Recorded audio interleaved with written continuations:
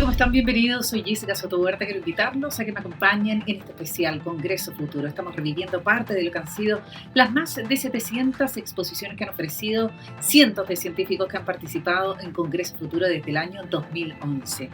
Les recuerdo que Congreso Futuro nació en la Comisión Desafíos del Futuro, que está integrada por el senador Guido Girardi, que era su presidente, y también los senadores Carolina Goich, Francisco Chaguán, Alfonso Durresti y Juan Antonio Coloma, y que cuenta con la colaboración de las distintas universidades, de la Academia Chilena de Ciencias, del mundo social, político, privado y público, además de los cientos de investigadores que han participado en este encuentro. Les recuerdo que nos pueden seguir a través de Congreso Futuro en tu Comuna en línea, en las distintas plataformas de las municipalidades de nuestro país. Todo esto gracias a la alianza entre el Senado y la Asociación Chilena de Municipalidades. Partimos entonces este especial Congreso Futuro. Nos vamos a quedar con Congreso Futuro del año 2016, cuando hablábamos de los desafíos del futuro. Ese año llegó hasta nuestro país la estadounidense Pamela Lyon, doctora en estudios asiáticos, cuya investigación se basa en estudios de asuntos naturales vinculados a la filosofía y también la cognición. Ella es muy seguidora de Humberto Maturana, esta experta en microorganismos que nos señaló que las bacterias experimentan cognición, ya que aprenden, deciden y también corrigen sus errores. Nos quedamos entonces con esta charla magistral de Pamela Lyon, nuestro maravilloso mundo desconocido. Aquí está.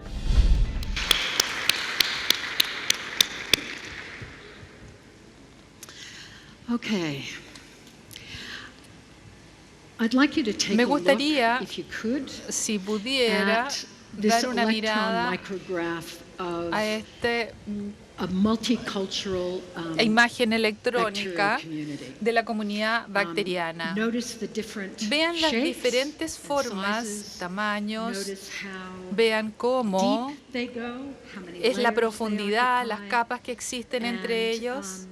each of these Y cada species una de is estas producing especies a está product produciendo that is un useful for the producto que es community útil as a para whole. la comunidad. Not that they do it on purpose, No lo they hacen a just do it. propósito, And simplemente that's lo why they hacen. Y cluster esa es la together. razón por la cual And están something todas like juntas. this Y algo is como growing esto on your está tongue creciendo right this hoy minute. día, en este minuto, en su propia It's lengua, por growing on ejemplo. your Está teeth, creciendo en sus it's growing dientes, on your está skin, creciendo en su on your piel, nails and your en sus hair, uñas, en su pelo, in your nose, en su in nariz, your ears, en sus in your oídos, eyes, en sus in your throat, in your ojos, en la esophagus. garganta, en el It's esófago, growing in your está stomach, creciendo en su in your estómago, intestines, en sus your lungs, intestinos, en sus pulmones and your sexual organs. y en los órganos sexuales. 10 to 1 10 a 1 es la razón estimada de las células bacteriales comparada con las células humanas en el adulto promedio. Eso significa 100 trillones de células comparadas con 10 trillones de células, que básicamente es el 10% de los seres humanos. Ustedes están caminando por el universo de muchas distintas criaturas.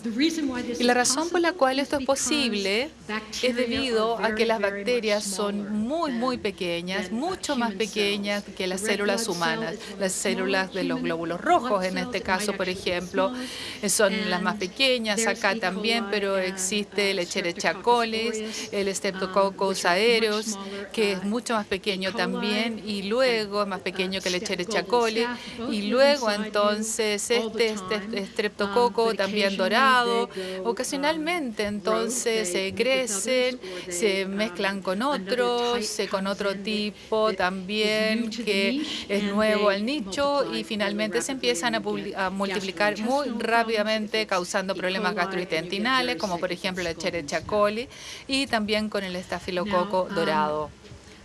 Ahora, el hecho de que las bacterias tiendan a manipular los genes de todo huésped en el cual viven, ya sea animal o planta, ha inspirado mucho de la investigación que existe recientemente. Nosotros sabemos que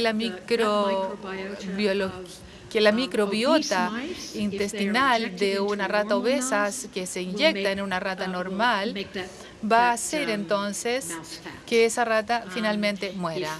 Ahora, si la microbiota está en una rata de bajo peso, es inyectado en una rata normal, va a ganar peso. Por lo tanto, existe algún control genético que está funcionando acá. Esto ha inspirado a mucha investigación en cuanto a la obesidad humana, y es una indicación de que la obesidad humana está siendo el resultado, en parte, de este perfil de las bacterias que tenemos en los intestinos, lo cual es muy interesante, pero nosotros no tenemos demasiada información al respecto, por lo tanto, no vamos a hablar de nada de ese tema en esta presentación. De lo que vamos a hablar es algo que realmente es mucho más controvertido. Yo quiero sugerirles a ustedes que las bacterias tienen algo como una mente. La mente no es un término científico en realidad, la cognición es un término científico. Y lo que yo voy a tratar de hacer, por lo menos hacerlos pensar a ustedes respecto a las bacterias, los trillones de bacterias que viven en nosotros hoy día, que pueden quizás tener algo que puede ser muy similar, por lo menos en términos generales, a lo que nosotros tenemos en nuestro cerebro, que puede ser la percepción, la memoria, las emociones, nuestra capacidad de tomar decisiones, ese tipo de cosas. Esto obviamente es un chiste acá, pero lo que las bacterias hacen y que es muy sorprendente y de alguna forma realmente nos chocan. Y la verdad es que esta es una historia que quiero traerle a este congreso porque esta historia es una historia chilena. Tiene dos principios en cuanto a influencia. El primero fue Charles Darwin, que hizo un viaje por Santiago, viajó en el extremo sur de Chile y él fue el padre de la teoría de la evolución por selección natural, que hoy día en la capacidad mental y física son cosas vivientes que son distintas en forma, pero no en tipo. Eso significa entonces que la capacidad aproximada, las cosas, digamos, que hacen la funcionalidad de los aparatos físicos pueden ciertamente ser similares, pero son elementos esenciales de nuestra preocupación. La otra influencia que tenemos es Humberto Maturana, que es el biólogo chileno tan famoso, quien fue revolucionario en términos de los 60 y a los 70, cuando él introdujo una visión radicalmente nueva de la biología de la cognición, lo cual concluyó con que la vida esencialmente es un proceso cognitivo, que los organismos no pueden vivir sin tener procesos que son como la cognición aproximadamente. Estas son personas, digamos, que realmente merecen mucha atención. Darwin y Maturana. De lo contrario, yo no estaría acá si no fuese así. Lo que yo quiero decir cuando manifiesto que las bacterias son cognitivas, con esto quiero decir que ellas tienen una herramienta, una caja de herramientas básicas que nosotros ya conocemos hoy día y conocemos en los vertebrados superiores. Lo primero es la sensación, percepción. La mayor parte de las especies bacterianas tienen distintas rutas sensoriales, las más pequeñas tienen 3, pero la mayor parte de ellas tienen muchas, lo cual significa que está ocurriendo más de una cosa en un momento determinado. La vida no es como en el laboratorio donde uno controla estas cosas, sino que la vida simplemente se está funcionando en todo ámbito constantemente. Tenemos memoria a corto plazo, a largo plazo, plazo. La memoria a largo plazo nos hace el acceso al aprendizaje no sensitivo a través de virtualmente la evolución y también de entregarnos la capacidad de poder anticiparnos hacia las etapas siguientes en nuestro desarrollo, como por ejemplo la Escherichia coli, que se descubrió cuando la temperatura aumenta, aparece porque ahí se manifiesta en el organismo y de ahí empieza entonces a gatillar esta maquinaria que nos permite vivir sin oxígeno, porque rápidamente esto llega al intestino donde no hay oxígeno. Por lo tanto, se anticipa a lo que va a ocurrir y esa anticipación quizás puede ser resultado de la evolución, pero manejando el calor y luego convirtiéndose en una respiración anaeróbica, se puede separar y se puede intercambiar. Por lo tanto, la anticipación puede cambiarse, puede ser condicionada, en otras palabras. También una de las teorías más candentes en esta área es la comunicación bacteriana, que tiene un número sorprendente de sistemas que cada vez aparecen más y más y más. Y los primeros eran unos pocos sistemas que requirieron elaboración, pero hoy día parece que hay un poco más. Las bacterias hasta, no sé, yo creo que lo último es algo que son 4 o 5 distintos sistemas que se han descubierto. ¿Qué es lo que hacen y para qué están ahí? Nadie sabe realmente, pero una de las ideas es que se utilizan para poder detectar coincidencias en el medio ambiente. Ahora, si tenemos múltiples formas de sensibilidad, si tenemos memoria en distintas escalas, si tenemos anticipación, tenemos comunicación, las señales intervienen entonces y estas pequeñas moléculas establecen la comunicación química. Y así entonces tenemos un problema de integración de señales y tenemos que tomar decisiones respecto a qué hacer en base a un sinnúmero de distintas contribuciones más el valor de los organismos que dicen, esto está bien, esto no está bien para mí hoy día en este momento. Y los seres humanos, por ejemplo, tenemos el bloqueo de las emociones a partir de la violencia y esto es aprendizaje también. Y mencioné el hecho del cambio, del condicionamiento de la Escherichia coli. La mayor parte de este aprendizaje tiene lugar en las bacterias a través de generaciones, donde nosotros no podemos seguir una célula única en la trayectoria de su vida desde el comienzo hasta el final. Por lo tanto, nosotros empezamos a ver una población de ellas y estas poblaciones pareciera ser que aprenden en una forma muy similar a la memoria epigenética que está por sobre lo que está en el ADN, cómo el ADN se expresa, la forma como funcionan los seres humanos y eso son, digamos, los elementos químicos de los genes, que yo lo voy a llamar metilación, lo cual cambia el patrón de cómo los genes se expresan de generación en generación. Después de la Segunda Guerra Mundial, por ejemplo, un estudio muy famoso de mujeres en los Países Bajos, cuyos bebés nacían, la descendencia crecía mucho más rápido realmente y crecía mucho más eficientemente y esto ha, digamos, llegado hasta los nietos y luego hasta la siguiente generación. Entonces no voy a hablar muchísimo respecto a esto porque creo que ya me he expandido mucho, pero si ustedes tienen interés en seguir esta temática, tengo un artículo, La frontera de la microbiología, que es totalmente gratuito y lo pueden bajar. Entonces, si tienen interés en toda la argumentación, está ahí para ustedes. Lo que voy a hablar entonces es introducirlos hacia el comportamiento de mi microbio favorito, que es el Myxococcus santos, que es una imagen también con microelectrones, donde vemos entonces en el lado derecho imágenes del organismo libre que puede puede presentarse.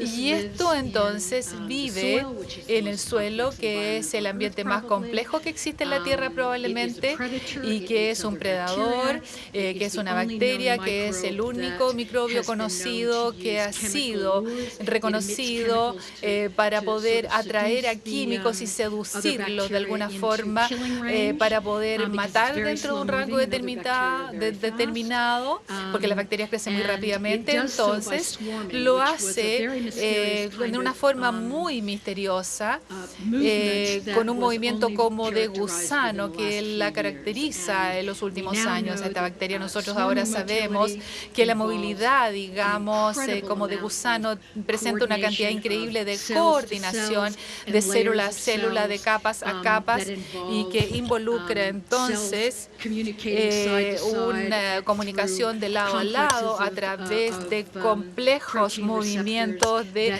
agrupación de proteínas, y que la Escherichia coli es un clúster de muchas proteínas que integran distintas señales y que van desde 5 distintas rutas sensoriales y que hacen entonces Myxococcus todavía no lo tiene. Nosotros no conocemos todavía eso. El Myxococcus antes se tiene también un ciclo de vida muy complejo. En tiempos donde se ve como recursos que se están escaseando, las células individuales van a movilizarse hacia formar organismos completos ahí. Pero primero son capaces de acceder a los nutrientes que están involucrados acá en esta conducta, que es muy coordinada y que es un comportamiento oscilatorio que también ocurre en el cerebro. Las células cerebrales, las neuronas, también tienen esta misma modulación, y ustedes pueden ver acá que estos organismos libres están ahí. Chris Rapley dijo en la mañana y también el señor Butler dice que los organismos tienen el deseo de vivir más allá de sus propios medios. Ciertamente esto se aplica a nosotros, pero no a Myxococcus antes, porque Myxococcus antes empieza con la preparación para su propia sobrevivencia antes de que se le acaben los recursos. Por lo tanto, existe un organismo aquí que es mucho más adaptable, por lo tanto es mucho más inteligente quizás. Esto es un organismo que tiene la tendencia de miles de células, seguidores de ensayos químicos que se han hecho, que vienen. Si ustedes ven, por ejemplo, no tengo un video de eso, pero si ustedes vieran las células que empiezan de ir de un lugar a otro, quién sabe dónde, pero la colección de esto se ha descrito ya como una gran migración ya desde África, porque cientos de miles vienen y se juntan en uno. Son como las migraciones africanas. Ahora, ¿por qué esto es tan importante? ¿Por qué la cognición bacteriana es tan importante? Primero, y lo más importante, creo que se debe a que los microbiólogos no se dan cuenta quizás que lo que ellos hacen es tener aplicaciones más amplias de las que conocemos ahora los neurocientíficos, hablando en términos generales,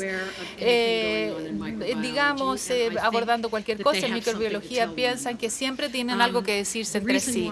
Pero la razón por la cual yo creo que esto adquiere fortaleza a partir de octubre, cuando se publica un artículo que relaciona los canales de iones, donde nosotros en las neuronas tenemos las cosas que generan estos pulsos eléctricos que propagan las señales de una neurona al axón, a la dendrita y a otra neurona. Por lo tanto, básicamente se trata de la forma como se comunican las neuronas entre sí, que es la base de nuestra actividad mental. Nosotros sabemos de que las bacterias tienen canales de ion también, que son una forma de poder modelar esta estos canales iónicos para poder virtualmente hacer cuál es su propósito, cuál es su función. Y resulta que la función es exactamente de lo que tenemos en la neurona, que es propagar la señal eléctrica para poder enviar información a células múltiples. Ahora, Subtilis es una bacteria muy interesante que es una colonia altamente estructurada que ha sido una especie muy popular de estudio de cosas como la memoria, así como entonces el proceso de esporulación. Básicamente, lo que ocurre es que los centros de las células empiezan, digamos, a no tener nutrientes y mientras más siguen, digamos, con este estado de hambre, empiezan a crecer, a crecer, a crecer, tienen acceso a toda la comida y estos tipos que están acá en el centro van a ser deprimidos, finalmente van a morir si no tienen comida. Por lo tanto, empiezan a propagar las señales a otros lados de la colonia y esta señal llegan, digamos, a todas las otras células, se detiene el crecimiento externo, se empieza a expandir y le permite a los nutrientes difundirse hacia el medio y entonces las células del medio se alimentan y empiezan a crecer nuevamente, lo cual realmente es muy sorprendente. Otra razón de por qué yo creo que esta área es tan importante es porque, aunque suene increíble, en el siglo XXI no existe ningún acuerdo en lo absoluto respecto a qué es lo que pasa con la cognición en la naturaleza, qué es la cognición. No sé. Probablemente los monos, los mamíferos, sí, quizás, los seres humanos definitivamente sí. De ahí empezamos a bajar hasta, no sé, las abejas, el pez cebra, los nemátodos, plantas, y existe un gran desacuerdo. Algo como identificar una función biológica no debería ser dejado a la subjetividad y la intuición de cada científico. Yo creo, de acuerdo a mi punto de vista, que esto sería escandaloso en realidad. Con todo respeto, por supuesto. Pero también significa que la ciencia cognitiva no es como otras ciencias. Tienen especies particulares que marcan una referencia, no siguen el mundo natural en el cual nosotros vivimos. Esa es la pregunta del por qué, pero también son los modelos más simples, más exitosos que son descartados y la pregunta es por qué.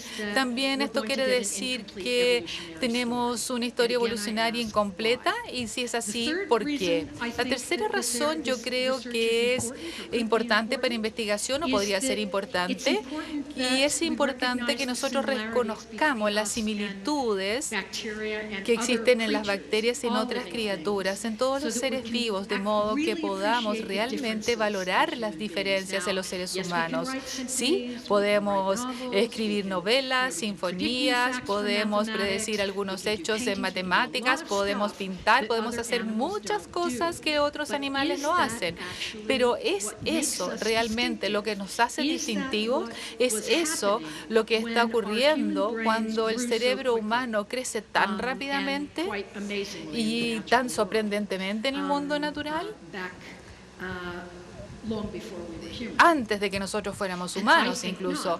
Pero yo creo que no es así. Yo creo que al reconocer las similitudes y las diferencias, podemos ver que nosotros, todos los seres humanos, tenemos que procesar mucha información para mantenernos vivos, que hay conductas que se basan en estimaciones de lo que está bien y lo que no está bien, relativo a algún objetivo interno de lo que es bueno para nosotros.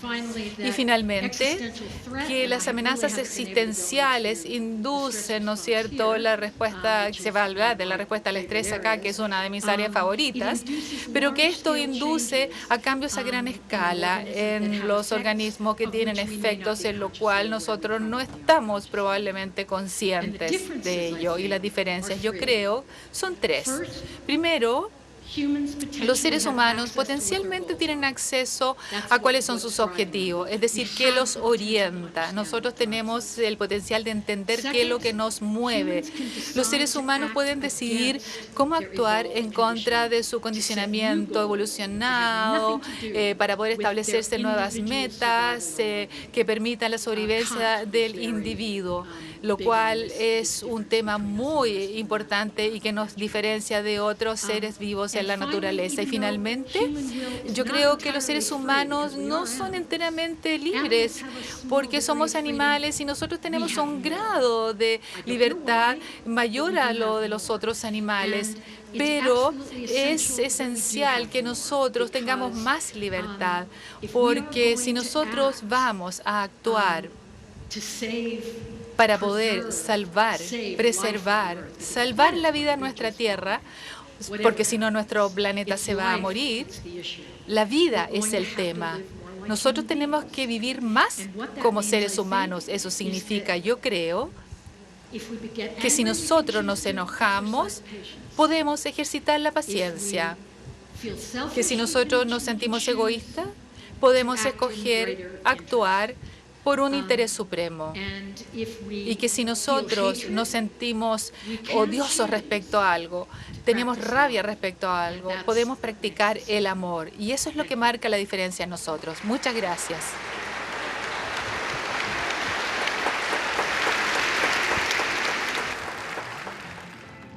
Ahí estaba nuestro maravilloso mundo desconocido, tal ofrecida por Pamela Lyon en el año 2016.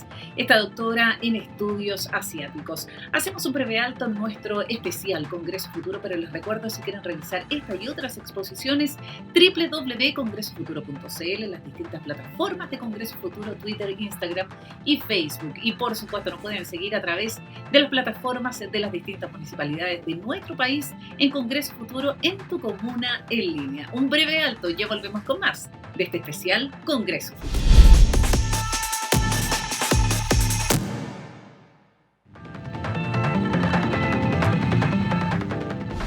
Estamos de regreso en este especial Congreso Futuro, llevando a ustedes parte de lo que han sido los futuros posibles que nos han planteado cientos de científicos que han participado en nuestro encuentro desde el año 2011, el más importante a nivel nacional y uno de los más destacados a nivel internacional. Nos vamos a quedar con la charla ofrecida en el año 2016 por el doctor en farmacia Guillaume Leroy, líder del equipo dengue de Sanofi Pasteur, quien habló de la vacuna contra el dengue después de 20 años de trabajo. Él, en su charla La lucha mundial contra el dengue, nos señaló que el calentamiento global es un factor que incide en la diseminación de este mosquito debido a más calor, más humedad y más lluvias. Veamos entonces esta charla, La lucha mundial contra el dengue, de Guillaume Leroy. Gracias. Muy buenos días a todos. Antes que todo, quisiera agradecer a los organizadores por darme el privilegio, el honor de estar con ustedes hoy en día en este lugar tan especial. Chers amis français, dear friends from US, I'm sorry, I'm going to speak Spanish. Voy a hablar español porque he vivido 15 años en América Latina y no quiero perder la oportunidad de hablar español con ustedes. Es lo que merece el pueblo chileno escuchar esa conferencia en español.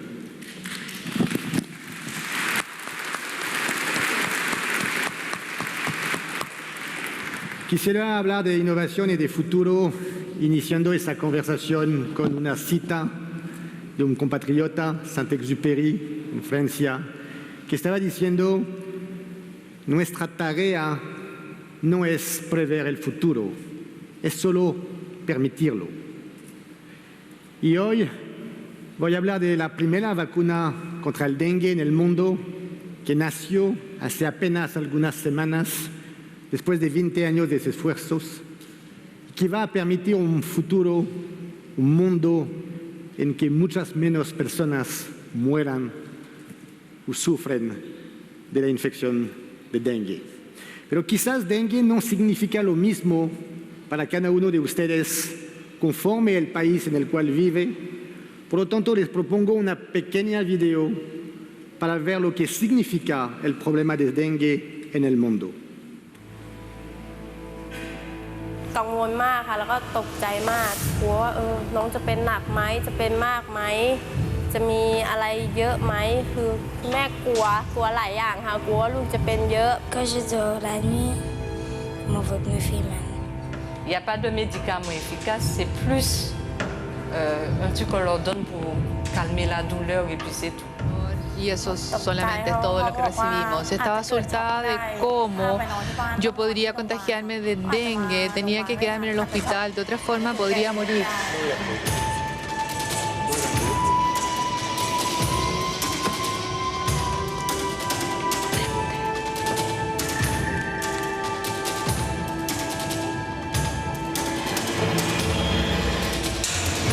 $390 millones de personas infectadas.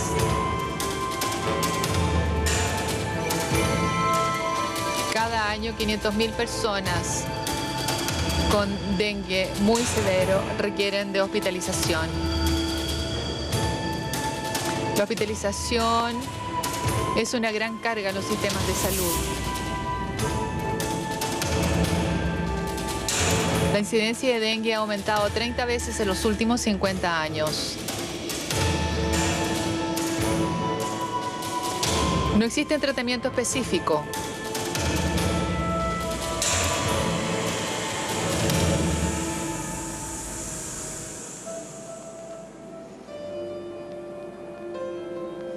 Más de 20 años de investigación.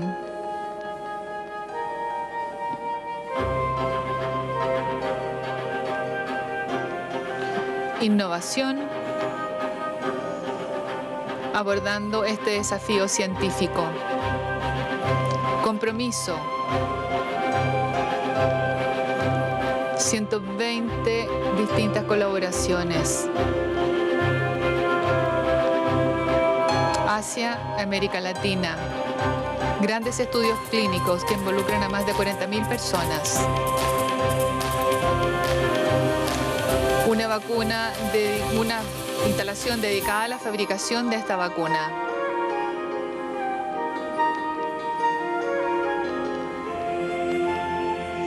El potencial de tener un mayor impacto en la salud pública.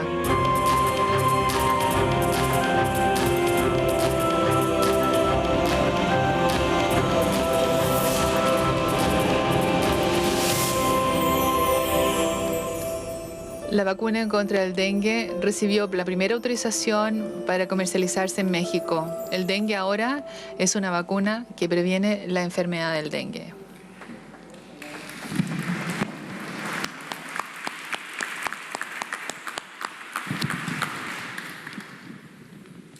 Vamos a poner las diapositivas. Eso es la situación del dengue.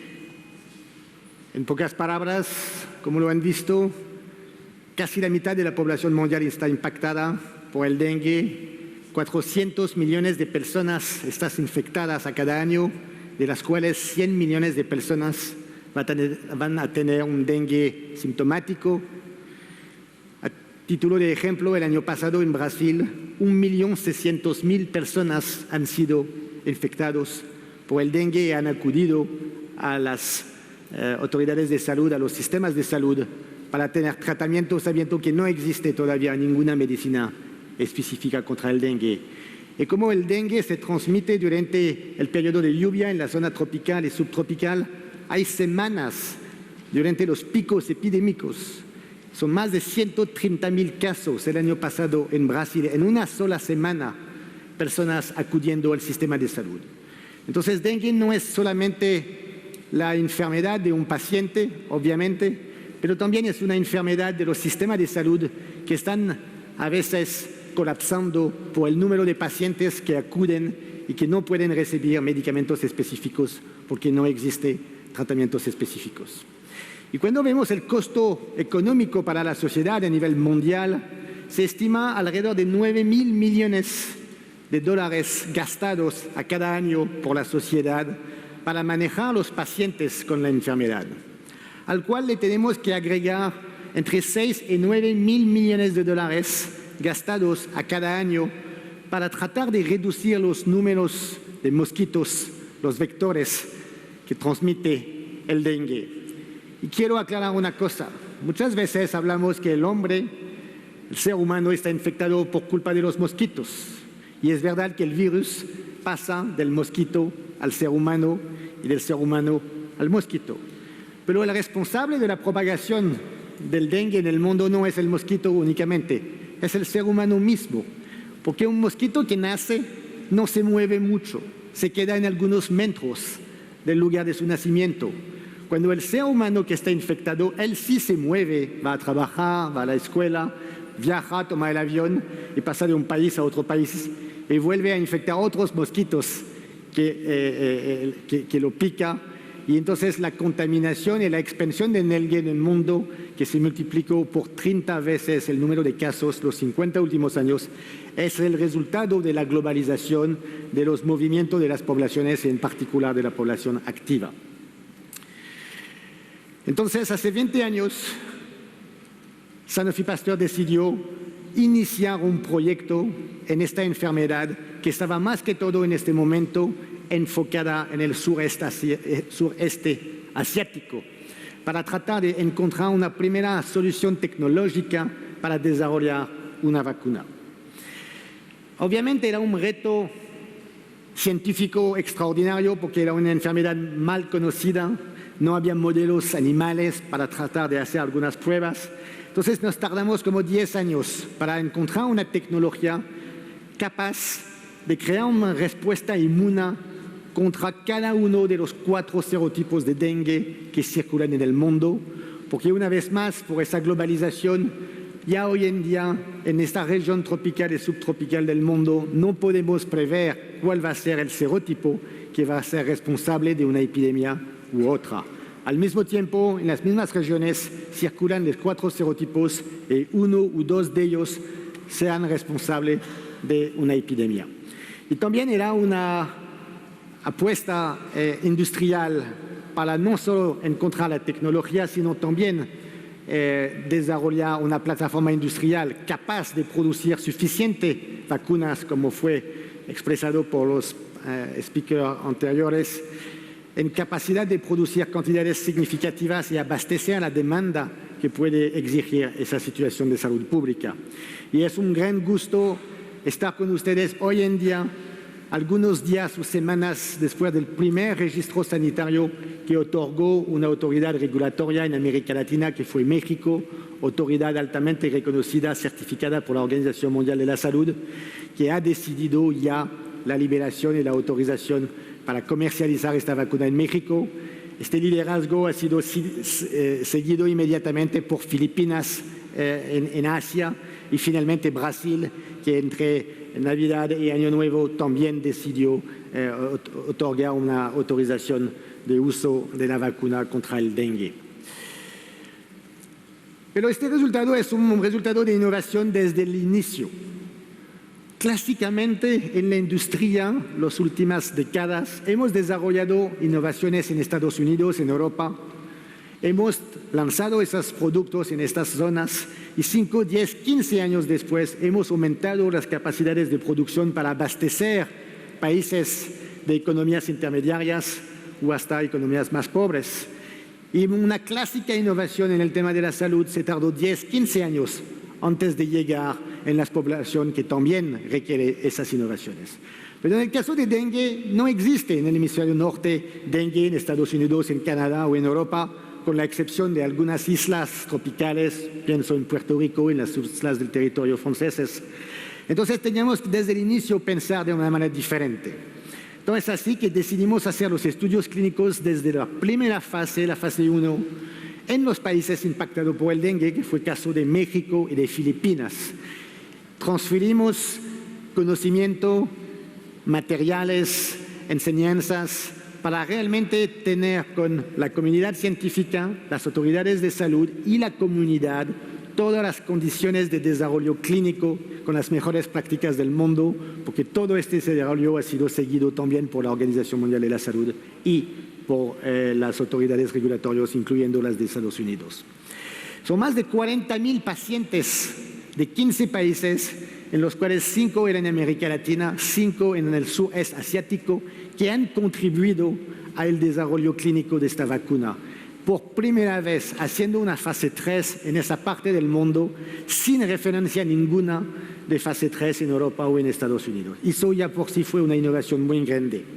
Y en 2014, hace algunos meses, fue una grande satisfacción y alivio obtener los resultados de eficacia, además de los resultados de tolerancia y de inmunogenicidad generados con esos 40.000 pacientes en el mundo, y ver que esta vacuna, esa primera vacuna tetravalente contra el dengue, tiene capacidad de reducir 2/3 de los casos sintomáticos de dengue, pero más importante aún, tiene una capacidad de reducir de 80% el riesgo de hospitalización, de internación por motivo de dengue, lo que hoy en día es un problema de salud pública durante un brote epidémico. Y aún más importante para cada uno de ustedes que han vivido una experiencia con el dengue, o familiares o amigos, una persona que tiene dengue una primera vez, todo su resto de la vida va a tener el temor de estar reinfectado, porque clásicamente la segunda infección o la tercera infección causada por uno de los 3 otros serotipos es muchísimo más grave, más sintomática, conduciendo a formas hemorrágicas, requiriendo cuidados intensivos y a veces terminando por la muerte. Esa vacuna demostró en este amplio programa clínico una capacidad de reducir un 93% el riesgo de dengue severos para cualquier uno de los 4 serotipos. Una vez más, con todos los serotipos que circulan en el mundo, están incluyendo en esta vacuna. Eso fue un gran alivio, obviamente, después de 20 años de investigación y al mismo tiempo una grande responsabilidad de hacer esa innovación accesible ahora a las personas que más necesitan la vacuna. La Organización Mundial de la Salud definió para 2020 un objetivo de reducción de carga de enfermedad, reduciendo de 50% la mortalidad y de 25% la morbilidad derivada del dengue. Es la meta, es el objetivo definido por la Organización Mundial de la Salud. Y solo podemos lograr con 3 pilares importantes. Uno, seguir actuando para reducir el número de mosquitos durante el año que son responsables de la transmisión. De reducir el número de susceptibles personas vacunadas que va a bloquear la transmisión del virus a otros mosquitos. Y finalmente una buena educación a la comunidad para que todo el mundo entienda cómo prevenir el tema de dengue. Entonces la vacunación pues, es un eje clave para la población a largo, de amplio programa de vacunación. Entonces no podemos llegar en este momento con toda la satisfacción científica y decir a las comunidades, a las autoridades, a los países endémicos, que sea América Latina o el sudeste asiático, van a tener que esperar 10 años que subamos nuestras capacidades de producción y que por fin tengamos suficientes dosis para vacunar su población vulnerable. Entonces, otra innovación de la compañía ha sido de decidir desde el 2009, a riesgo, mucho tiempo antes de tener los resultados clínicos, construir una planta productora totalmente nueva, que fue una inversión de más de 350 millones de euros, dedicada exclusivamente a la producción de la vacuna de dengue, para estar en condición hoy de tener en el inventario millones de dosis disponibles para los primeros países que van a introducir esta vacuna en el mundo. Pero no es solo tener más dosis más rápido, obviamente eso tiene un impacto de salud pública enorme y nos va a permitir alcanzar los objetivos de la OMS, es nuestra ambición. Pero también esta capacidad de producción permite un acceso totalmente innovador con un sistema de precio muchísimo más accesibles para esta población que no tiene los mismos recursos que poblaciones más privilegiadas en Europa o en Estados Unidos. Entonces, esa gran capacidad de producción, que son alrededor de 100 millones de dosis, nos va a permitir tener un precio equitativo entre todos los países endémicos, un precio aceptable, accesible para esas autoridades que ya hoy en día gastan muchísimo por motivo de dengue. Y finalmente, un modelo sustentable, duradero, que va a permitir también a la empresa tener los beneficios de las inversiones realizadas hasta la fecha, que suman más de 1.5 mil millones de dólares. Entonces, toda esta estrategia industrial, a la par de una estrategia científica, a la par de una estrategia de salud pública, trabajando con las autoridades de salud de los países endémicos desde el inicio, nos va a permitir ofrecer un nuevo modelo de desarrollo de vacuna y un nuevo modelo de acceso a esas innovaciones en vacunas. En los próximos días, semanas, las primeras expediciones de vacunas van a pasar, van a ser realizadas y ya el mundo por fin tendrá acceso a esa innovación sin esperar los 5, 10 o 15 años que han sido necesarios para las demás vacunas. Por lo tanto, quisiera cerrar con una nota de optimismo, no solo por el gran alcance de este proyecto que ya nos ha permitido celebrar en el 2015 el nacimiento de la primera vacuna contra el dengue en el mundo, que ya hace de esta enfermedad una enfermedad que se puede prevenir con la vacunación. Obviamente, hay que implementar los buenos programas de vacunación, definir los grupos etarios más indicados. Eso es una corresponsabilidad con las autoridades de salud, la comunidad científica, nosotros mismos, para que ya en los próximos años podamos celebrar no solo el alcance de los objetivos de la Organización Mundial de la Salud, la baja de la carga de enfermedad para todos los países impactados y al final un mundo mejor en el cual se abren nuevos espacios, nuevos caminos para nuevas innovaciones para seguir el modelo de la vacuna contra el dengue, Dengvaxia, que muy orgullosamente compartimos con ustedes el día de hoy. Muchísimas gracias.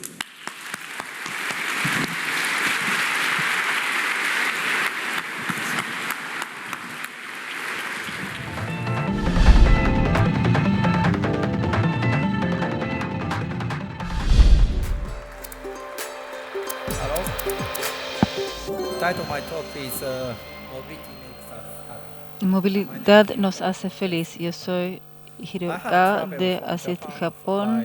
Yo viajé desde Japón durante un día y medio hasta aquí. Es un viaje muy agotador. Antes de comenzar mi charla, quizás somos más felices si tenemos más movilidad y podemos caminar afuera, si podemos caminar en un parque, podemos visitar un amigo, si podemos ir a hacer compras, podemos ir a un restaurante. Esto significa que cuando podemos caminar afuera, somos parte de una comunidad. También podemos disfrutar la vida social y cívica, y eso es muy importante.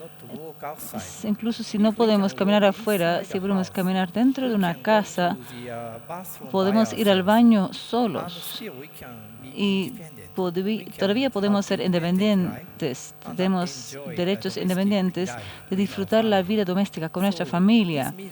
Esto significa que la movilidad es una función fundamental para ser feliz, para vivir en forma feliz. Esto en realidad, ICF, esta es la Clasificación Internacional de Funcionamiento de Discapacidad y Salud, fundada por la Organización Mundial de la Salud en 2001, que significa que la salud depende de las funciones del cuerpo y estos dependen de factores ambientales y también factores personales. La robótica puede ser parte de los factores ambientales para ayudar a nuestra salud.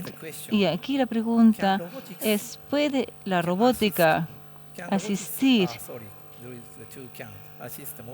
o puede ayudar la movilidad de una persona? Este video, quizás pueda haber sonido para este video. Pueden poner. Yeah.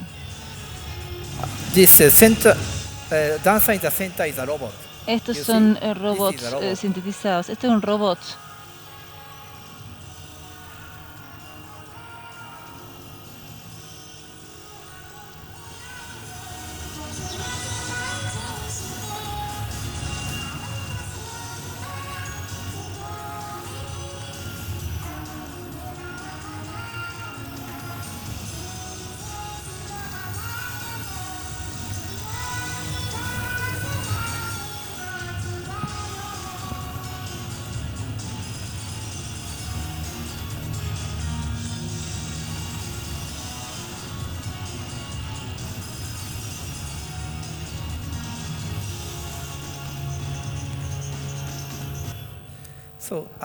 Entonces yo desarrollé este robot en el 2010. Por supuesto, una bailarina humana puede bailar mejor que un robot, pero el robot que bailaba no era tan mala, ¿cierto? Entonces significa que ahora tenemos la tecnología para controlar todos los movimientos del cuerpo de un humano. Entonces podemos aplicar esta tecnología para asistir a la movilidad de una persona de mayor edad. Esa es la idea. Entonces, cuando todos ya envejecemos, entonces así nuestra movilidad se va reduciendo. Entonces, primero vamos a empezar a caminar en forma más inestable.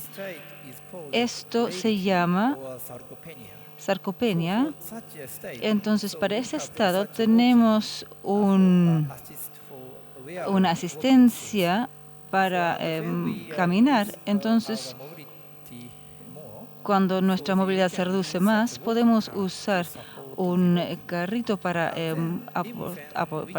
nos podemos apoyar. Y cuando finalmente ya no podemos caminar afuera, podemos usar un carrito de asistencia para caminar dentro de la casa. Entonces, finalmente, cuando ya perdemos la movilidad, cuando ya no podemos quedarnos parados ni caminar, podemos usar aparatos robóticos para ayudarnos a caminar entre la cama y una silla y el baño. Esto es un ejemplo. Entonces, aquí esta señora está usando un carrito para caminar. La idea es que tiene un motor en la rueda y eso puede asistir el movimiento. Entonces, a veces la persona también puede usar esos carritos con una velocidad excesiva y eso puede ser medida, detectada por un sensor y es suprimida usando el freno de motor. Y también se puede estabilizar cuando la persona pasa por una inestabilidad por un control inteligente. Y cuando este carrito también se usa afuera, de la trayectoria de caminata se puede decodificar usando DBS y luego podemos evaluar la calidad de la caminata como la velocidad o la estabilidad o largo mientras la persona camina y esto puede contribuir a mantener la movilidad. Y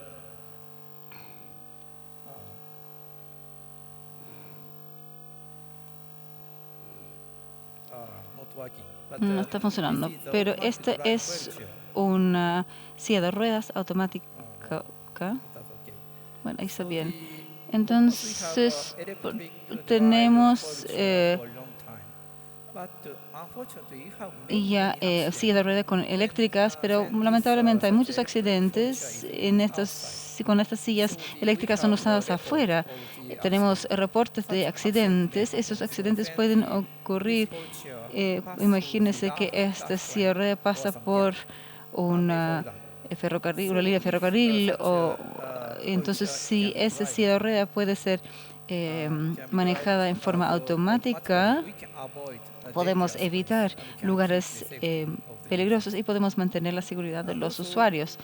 También este es un aparato de asistencia de transferencia. Aquí se puede ayudar a una persona a moverse entre la silla y la silla de baño para que se pueda bañar. Este aparato tiene dos articulaciones en vez de una y puede dar una transferencia estable entre los dos lugares. Y también este aparato se puede usar para que el usuario pueda usar sus propios músculos para pararse. Esto también puede contribuir a mantener la fortaleza de los músculos hasta la última etapa. Esto es un traje motorizado para asistir a caminar. Yo les voy a mostrar esto. Es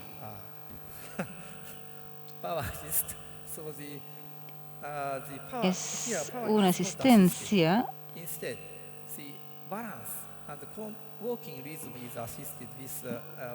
Cuando una persona camina es asistida. Esto Honda Motors produjo esto y estudió la caminata de las personas y los robots como el robot que bailaba para desarrollar estos trajes para caminar. Quizás puedo mostrarles.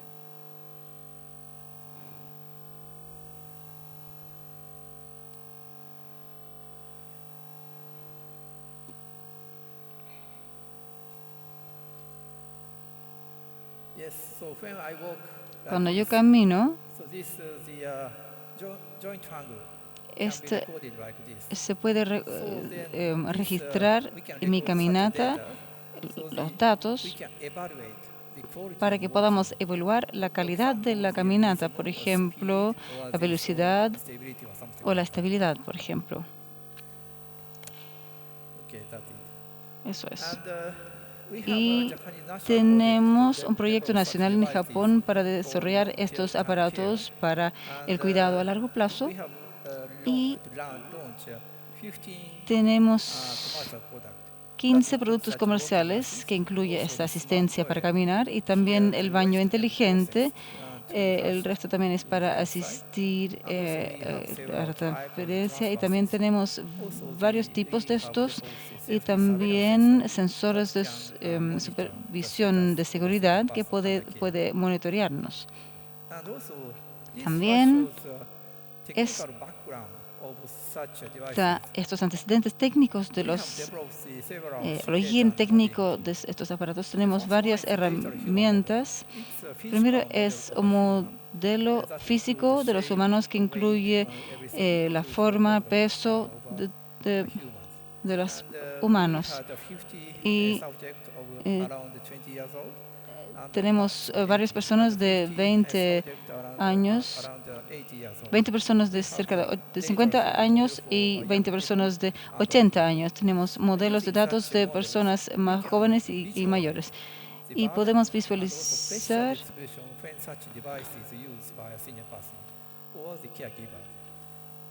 y también usando estos simuladores podemos optimizar el movimiento asistido. Se muestra en el aparato que tiene 2 grados de libertad. Significa que tenemos muchos movimientos de la trayectoria asistida y así podemos encontrar la trayectoria optimal, que significa que usa la menor presión para el usuario. También hemos construido un centro de seguridad para probar la seguridad de los robots. En este centro podemos probar la protección contra colisiones, temperatura, humedad y también las características dinámicas pueden ser probadas, también pruebas EMC y las pruebas sensoriales, visuales.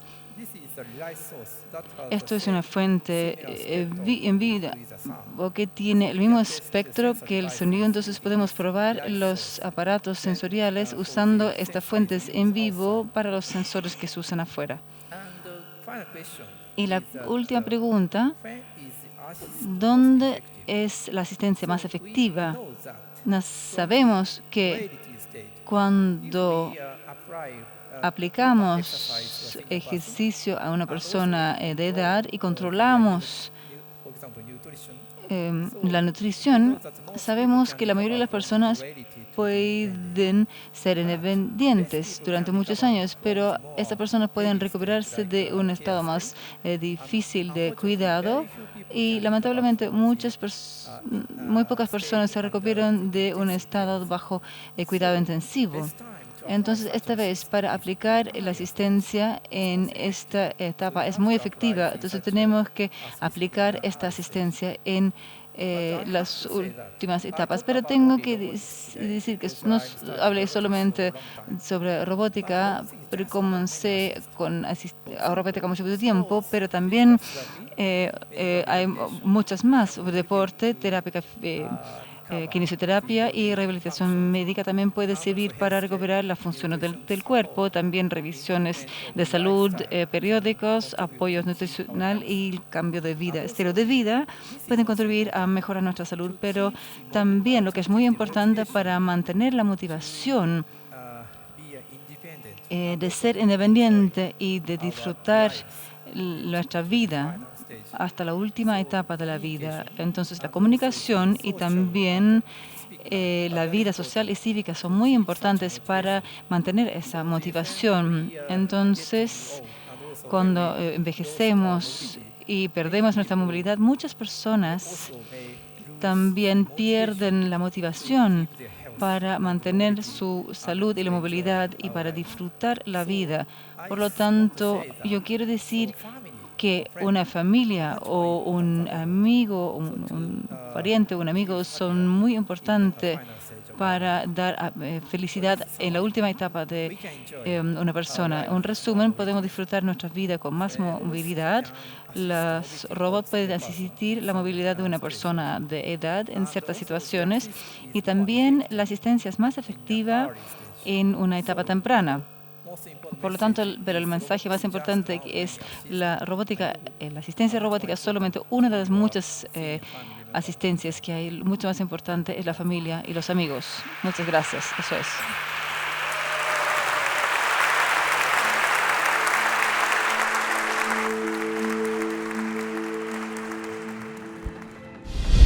Ahí estaba la charla ofrecida en el año 2019 por Hirohisa Irukawa, estas soluciones robóticas para problemas de movilidad, director del Centro de Investigación de Innovación de Robots de AIST en Japón, quien recibió el Premio de Ciencia y Tecnología del Ministerio de Educación y también el Premio de Innovación Abierta por parte del primer ministro de Japón. Si quieren conocer más del trabajo que ha realizado Hirohisa Irukawa, Introducción a la robótica humanoide, un libro del año 2014.